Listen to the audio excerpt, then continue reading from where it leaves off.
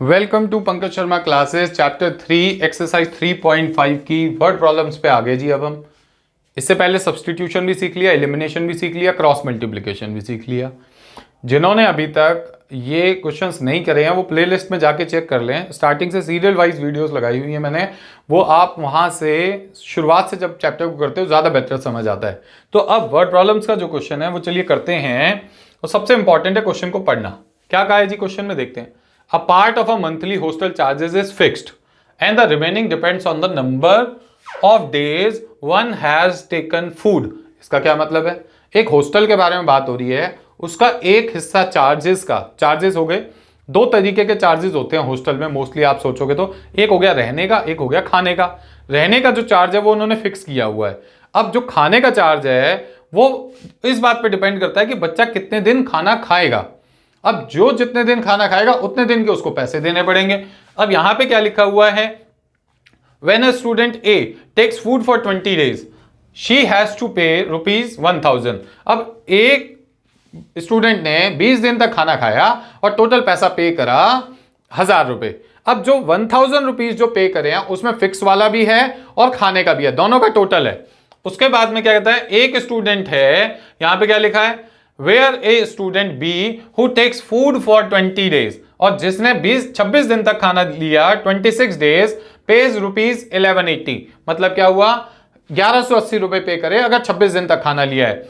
अब यहां पे वो कह रहे हैं find the charge, fix charges and the cost of food per day. चलिए इसका सॉल्यूशन करना शुरू करते हैं। क्या बोल रहे हैं, तो आपने क्या करा, सबसे पहला काम क्या करा, let the fixed charges, fixed charges be ₹X and the cost of per day food be ₹Y, और प्रत्येक दिन खाने की कीमत ₹Y है। बात समझ आ गई यहां तक। अब सबसे पहली बात आपके पास आएगी, क्या करोगे जी, अकॉर्डिंग टू क्वेश्चन लिख दोगे। अकॉर्डिंग टू क्वेश्चन लिखने के बाद में यहां पे लिखोगे, क्या लिखोगे, ठीक है, who takes food for, ठीक है, 26 days।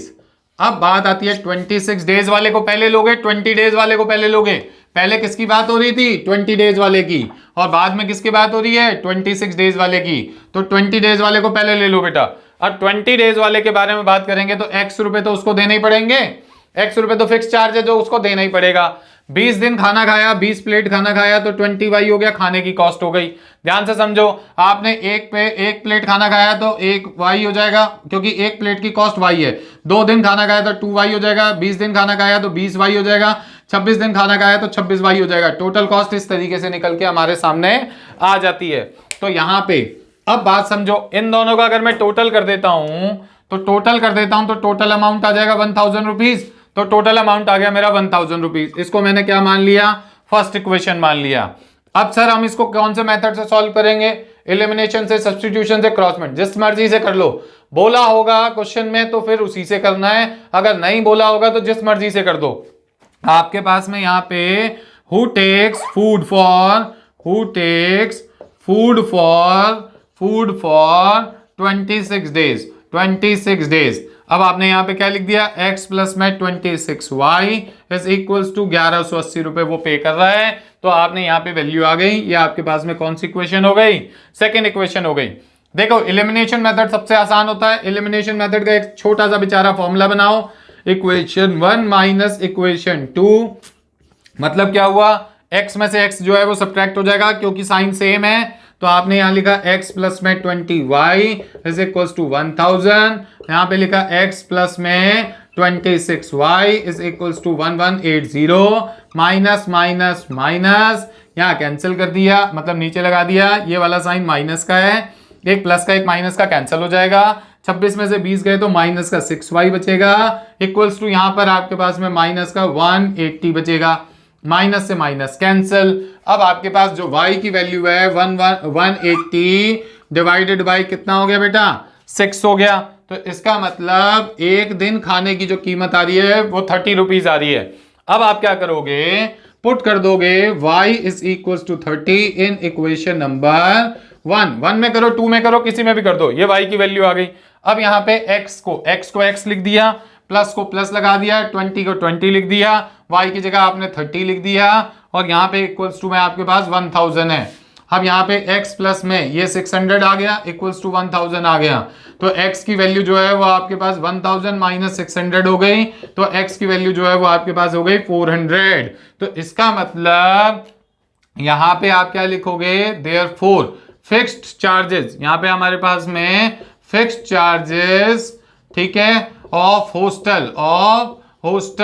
हॉस्टल के जो फिक्स चार्जेस हैं, ध्यान से समझो, हॉस्टल के जो फिक्स चार्जेस हैं इज इक्वल्स टू हो गए ₹400 and per day food cost is equals to ₹30, और पर डे की जो फूड की कॉस्ट है वो आपके पास में ₹30 आ गई। तो इस तरीके से बेटा जब आप दोनों इक्वेशंस को बनाओगे, तो मैं वापस से बोल रहा हूं किसी भी मेथड से कर सकते हो, बट ज्यादातर आगे भी हम लाइफ में एलिमिनेशन मेथड का यूज ज्यादा करेंगे।